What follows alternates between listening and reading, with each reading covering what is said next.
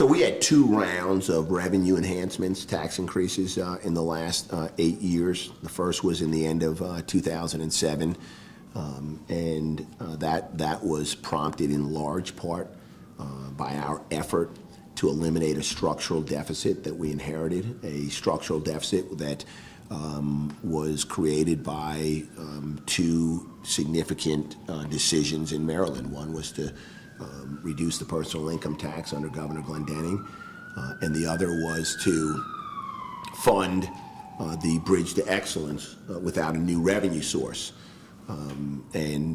Certainly that second contributing factor was well received. It was popular, and I think it was an important investment.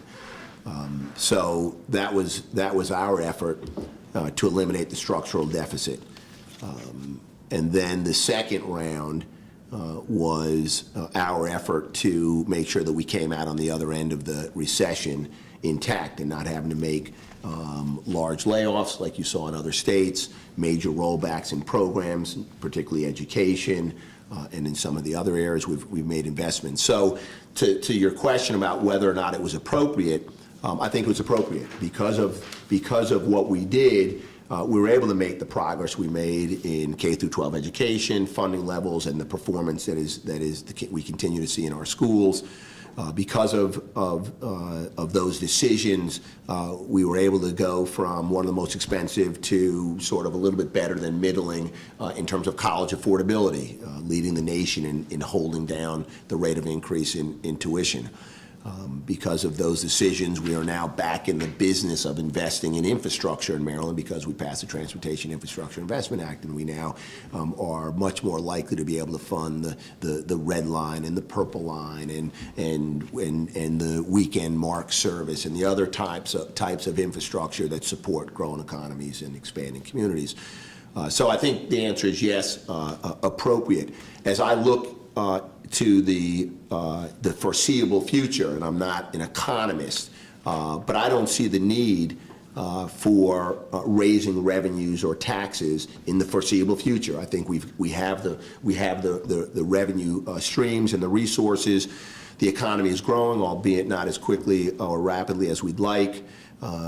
We are painfully slowly returning to sort of normal growth in budgeting, not quite where we thought we would be at this point, but it is in a growth or expansion mode. So I think we'll have the resources to make the investments that we need to make in the foreseeable future. I think the next step is to look at comprehensive tax reform and to look at all of our revenue streams, our major revenue streams, both the income on the personal and the corporate, the sales, the property. I do believe that part of comprehensive tax reform means looking at both revenues at the state level and the county level. When I'm out there, traveling around and people are hammering away on the property tax, a lot of people don't understand that. I don't know the exact number, 80% of the property tax is local, and 20%, I believe that's the number, is state. So if we're going to be looking at comprehensive reform and we're going to include the property tax as a possible area where reform may be appropriate, we're going to have to look at both state and local reform. But we have to look at reform. There are 3 sort of guiding principles, and I know that during the campaign that there's always this yearning for specifics. I think this is one area where it's a little hazardous to provide specifics because I think it takes an in-depth review in order to determine what that reform might look like. But the 3 principles that would guide the Brown-Ullman administration and the charge that we would give to the group that we'd assemble is: 1, we've got to find relief for working families. 2, to find opportunities, whether it's incentives or deductions or exemptions or other ways that we can incentivize employers to invest in job creation, invest in their businesses and job creation in Maryland. And number 3 is to not roll back our investments in our priority areas like education, like the environment. But I would also ask this group at the outset of their work is to identify who our comparables are. What states are our peers? Like when I think about our approach to funding higher education, we look at peer institutions.